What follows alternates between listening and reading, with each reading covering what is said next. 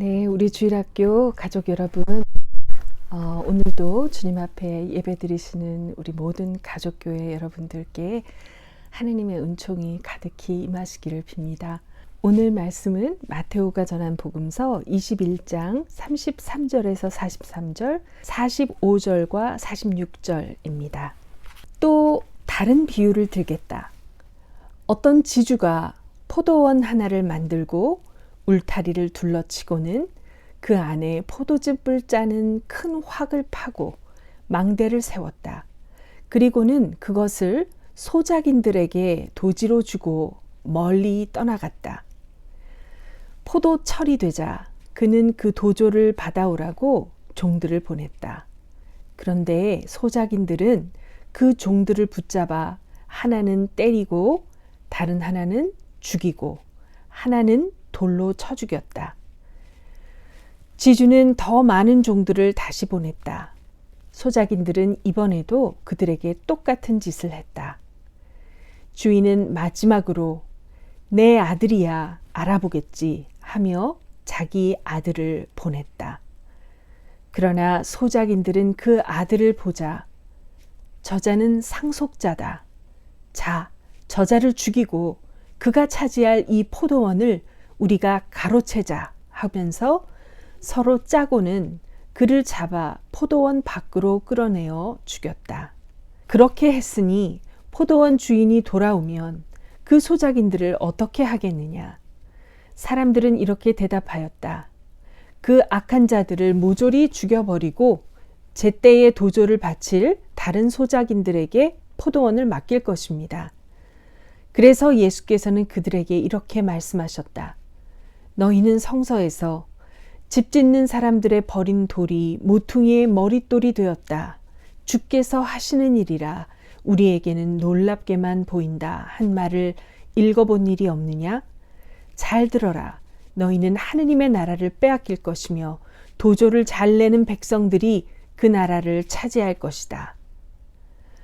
대사제들과 바리사이파 사람들은 이 비유가 자기들을 두고 하신 말씀인 것을 알고 예수를 잡으려 하였으나 군중이 두려워서 손을 대지 못하였다. 군중이 예수를 예언자로 알고 있었기 때문이다. 이것은 주님의 말씀입니다. 하느님께 감사합니다. 네. 자, 오늘 이야기를 보면 조금 어려운 말들이 좀 나와요. 그렇죠? 지주라는 것은 뭐냐면 땅을 가지고 있는 주인이라고 말할 수 있어요. 그럼 소작이는 뭘까요? 소작이는 자기가 땅 주인은 아닌데 어떤 사람의 땅에서 계약을 하고 일정 기간 동안 아무래도 농사를 짓고 수확을 하는 기간까지겠죠. 일정 기간 동안 그 땅에서 농사를 지어주고 노동력을 주고 그걸 통해서 수확을 했을 때 정해진 일정 양을 공급받는 그런 경우입니다. 대부분 소작인 같은 경우에는 집과 생필품 이런 부분들이 다 포함되어 있는 경우도 있고 상황이 되는 소작인들은 자신의 집을 따로 가질 수도 있죠. 그리고 도조라는 것은 무엇이냐면 지주가 그러니까 땅의 주인이 다른 농부들에게 살 곳과 또 농사지을 어떤 그런 걸 다 맡겨놓고 나중에 수확을 했을 때 그 중에 일정 부분을 주인이 가져가는 그런 부분이에요. 그걸 도조라고 합니다. 이렇게 예수님의 이야기를 들어보면요. 굉장히 밝고 아주 안정적이고 평화로워요. 땅이 큰 부자가 한 주인이 자기 땅을 개간해서 자기가 스스로 자기의 자원들을 다 모아서 포도원을 만들었어요. 누구 다른 사람이 만들어준 게 아니라 이 소작인들이 만들어준 게 아니라 이 주인이 만들었어요. 땅을 갈고 울타리를 치고 그 다음에 또 한쪽에는 포도 수확을 했을 때 포도들을 왕창 어마어마하게 많은 포도를 넣고 거기에서 포도즙을 짤 수 있는 그런 시설도 만들고 망대도 만들어서 보안 시스템도 만들고 그렇게 그 모든 일을 누가 했나요? 지주가 했어요. 자기의 것을 가지고. 그리고 나서 이 지주가 소작인들을 모아서 그들에게 일거리를 준 거죠. 이 소작인들에게 일거리를 주고는 멀리 떠났어요. 이 소작인들을 믿어준 거죠. 감시하고 쫓아다니면서 지켜보고 트집 잡고 이런 것이 아니라 완전히 맡겨주고 그리고 떠났어요. 그리고 한 해가 지나서 열매가 많이 맺히는 그 수확철이 되었을 때 이 왕이 먼 곳에서 자신의 종들을 보내서 마땅히 자기에게 돌아와야 할, 계약적으로 모든 부분에서 합법적으로 마땅히 자신에게 돌아와야 할 도조를 받으려고 종들을 보냈죠. 직접 오시지 않고, 그렇죠? 그러면 소작이는 얼마나 더 편해요? 주인이 와서 막 이러면 좀 더 스트레스가 될 텐데 그런 거 없이 그냥 심부름꾼이 와가지고 일꾼이 와가지고 계산을 다 하고 해결을 하면 얼마나 마음이 편하겠어요. 그런데 바로 이 순간까지 이 이야기를 듣는 모든 이들의 마음 분위기가 굉장히 안정적이고 풍요롭고 밝아요. 그런데 마치 우리 TV에 보면 세상에 이런 일이와 같이 너무 충격적인, 아무도 기대하지 않았던 너무 반전적인 내용이 탁 나온 거예요. 이 소작인들이 어떻게 했나요? 그 종들을 보자 때리고 그리고 돌로 쳤죠. 이 이야기를 듣는 순간 갑자기 확 분위기가 깨는 거예요. 그걸 딱 보는 순간 사람들 마음에는 어떤 느낌이 들까요? 이게 뭐야? 세상에 이런 일이. 아이고, 너무 끔찍하다. 이런 사건, 사고를 만난 그런 느낌이 되겠죠. 이 소작인들이 정말 그렇게 문제를 일으킨 거예요. 사고를 친 거예요. 주인이 마땅히 받을 도조를, 그 도조를 주고 싶지 않아서 종들을 때리고 돌로 치면 죽을 수도 있죠. 그렇게 했다는 거죠. 이 이야기를 듣고 끔찍하기도 하지만 한편으로 이 소작인들이 이렇게 어리석을 수가 있나? 정말 이런 선택을 내린 것이 너무 안타깝다 하는 생각이 들 수 있어요. 왜냐하면 그냥 도조만 잘 드리고 감사를 표시하고 계속 그렇게 그 소작인으로 살아가는 것이 소작인 입장에서도 굉장히 안정적이고 좋은 거거든요. 그러면서 주인과 그 전보다 더 돈독해진 그런 신뢰와 깊어지는 그런 애정을 가지고 모두가 다 행복할 수 있었는데, 그런 미래로 갈 수 있었는데 이 농부들이 그 미래를 파괴해 버린 거죠. 그런데 이 주인은 그러한 고통과 손해를 입으면서도 혹시 이 소작인들이 내가 더 많은 종들을, 인원수를 더 많은 사람들을 보내면 억지로라도 듣지 않을까 하는 마음에 자신의 그런 손해, 이미 입은 손해와 그리고 이 상황에 이끌 수 있는 그런 손해의 가능성도 감수를 하고 다시 보낸 거예요. 신부님은 왜 손해라고 말하냐면요, 이 성서를 그냥 휙 읽으면 잘 와닿지 않을 수 있어요. 이 종이라는 개념은요, 우리 시대에 없기 때문에 잘 느낌이 안 오는데요, 종은요 재산이었어요. 그것도 아주 특별한 재산이에요. 우리로 치면 정말 별의별 걸 다 하는 multifunctional 가전제품? 그렇게 볼 수도 있거든요. 나를 위해서 대신 일해주고 내가 하고 살아야 되는 많은 일들을 대신 해주고 편리하게 해주고 윤택하게 해주는 그런 역할을 하는 것이 종이었기 때문에, 만약에 누군가가 어떤 다른 사람의 종을 다치게 했거나 상하게 하면 그 사람은 그 종의 주인에게 갚아야 했어요. 종으로든 돈으로든. 그러니까 종이 이런 상해를 입고 목숨을 잃는다는 것은 엄격히 말해서 분명한 재산 침해예요. 그런데 하물며 집에서 키우던 애완견이나 그런 동물들에게도 우리가 정이 들고 서로 교감을 나누고 식구처럼 여기는데, 하물며 이 주인에게 이 종들이 사람인데 얼마나 중요하고 그 사람들의 삶을, 그 종들의 삶을 책임지는 입장에 있었는데 얼마나 그 관계가 깊었겠어요. 그런데 이 종들을 잃은 거예요. 그럼에도 불구하고 이 소작인들의 잘못을 용서하고 더 많은 인원수를 보내면 좀 이들이 내 뜻을 더 확실하게 알고 또 겁을 먹고 그렇게라도 이 관계가 유지되지 않을까, 이 소작인들과의 관계가 그래서 더 많이 보냈어요. 그런데 똑같은 일이 일어났다고 하죠. 기가 막힐 노릇이에요. 이걸 듣고 있는 사람들이 정말 어머나 세상에 이런 일이. 그 상황을 보자 이 주인이 포기하지 않고 이렇게 합니다. 그래, 이들이 종이라는 신분이기 때문에 그들이 그렇게 했을 수 있다. 하지만 나를 정말 존중한다면 나를 존중해서라도 내 아들은 알아보겠지. 와, 이 주인 정말 끝까지 간 겁니다. 이 소작인들에게 줄 수 있는 신뢰와 사랑이 끝까지 간 거예요. 그런데 그들은 오히려 이거 아들이네? 아들이면 상속자지? 아예 그냥 상속자를 없애버려서 우리가 앞으로 더 걱정할 수도 없이 이 포도원을 그냥 우리 걸로 삼아버리자. 이런 고의로 악한 마음을 품고 그 아들을 죽여버리죠. 이 농부들이 악하다는 것은 이제 분명합니다. 그들을 주인은 사람들이 볼 때 이해할 수 없을 만큼 바보스럽게 보일 만큼 믿어주었어요. 농부를 향한 처벌은 마땅한 것입니다. 그걸 충분히 예수님은 비유를 통해서 그걸 듣는 사람들에게 느끼게 해주었죠.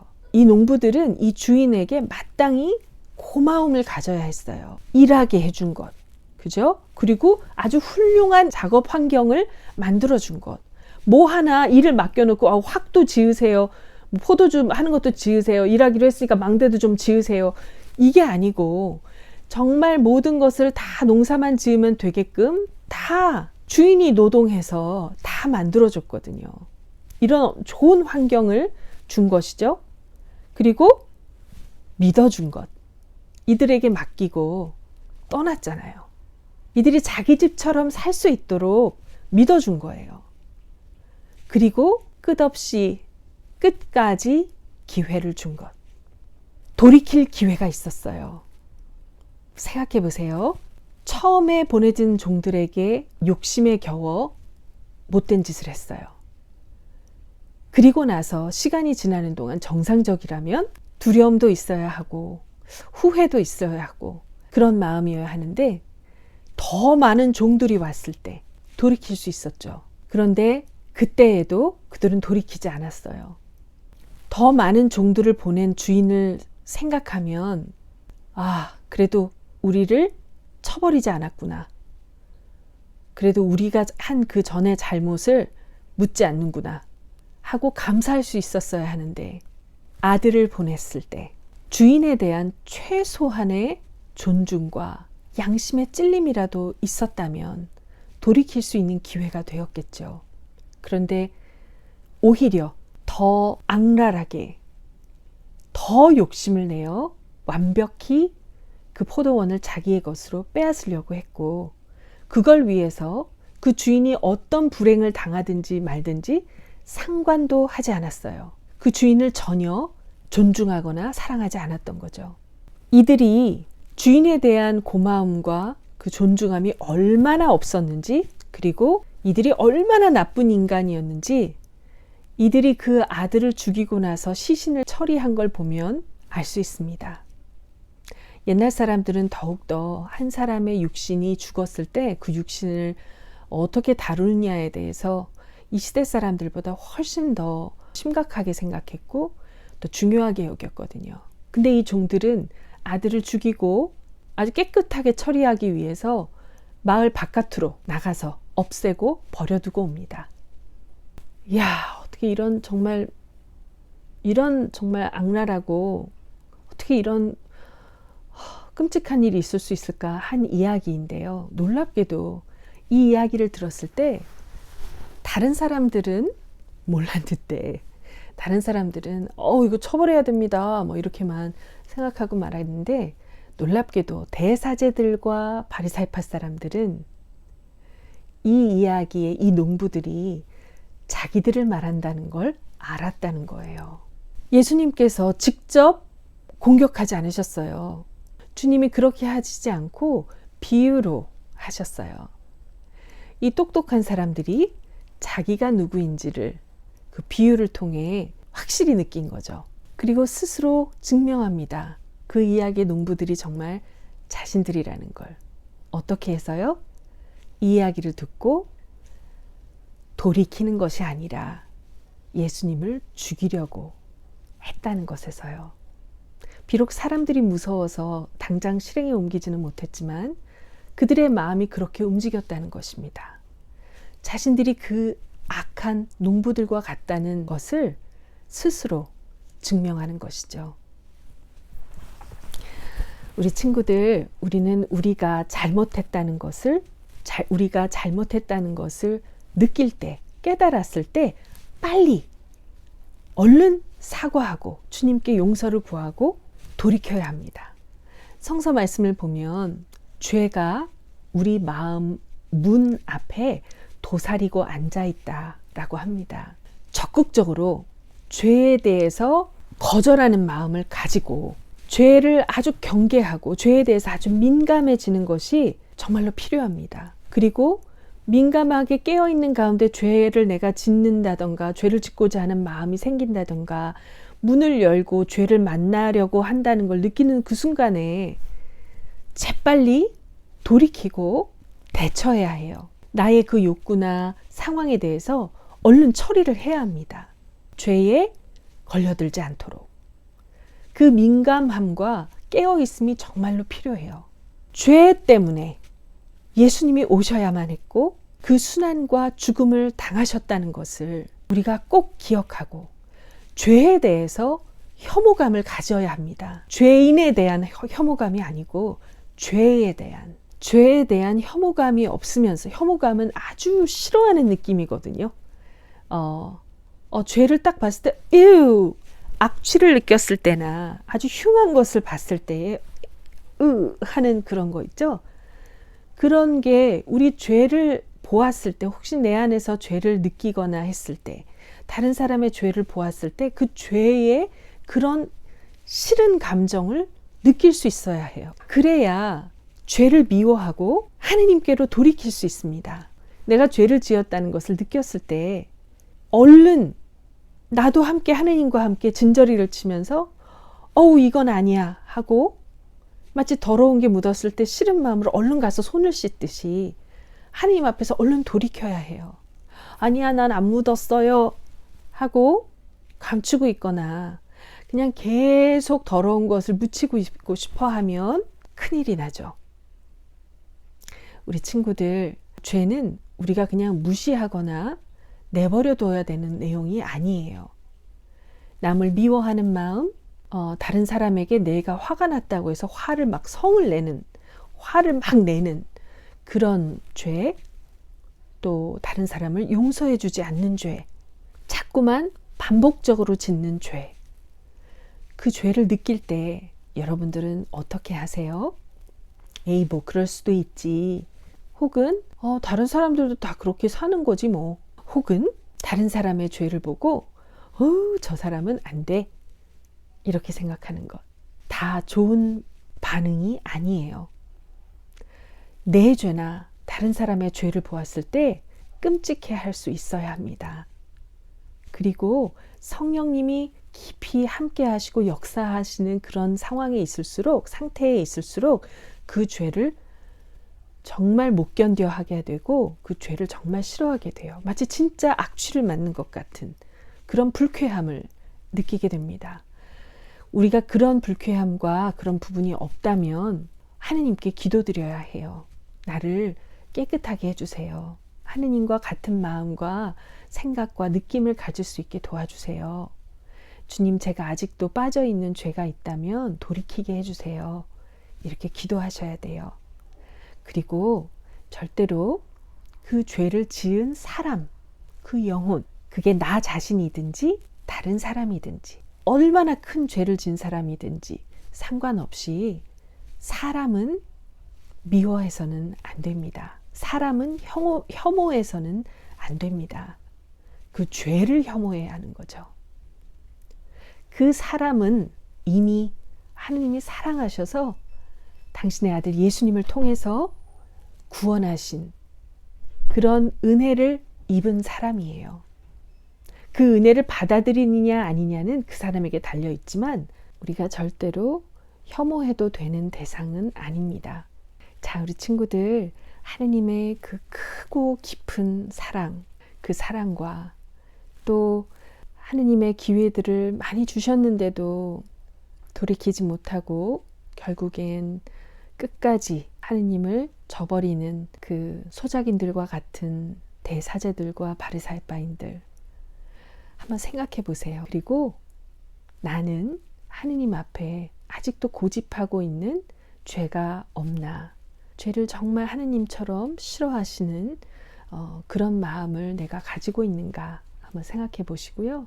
하느님께 그런 주님의 마음을 부어달라고 간구하시는 예배가 되었으면 좋겠습니다. 그러면 남은 예배 시간 동안 하느님과 기쁜 시간 가지시기를 바랍니다. 성부와 성자와 성령의 이름으로 말씀드렸습니다. 아멘.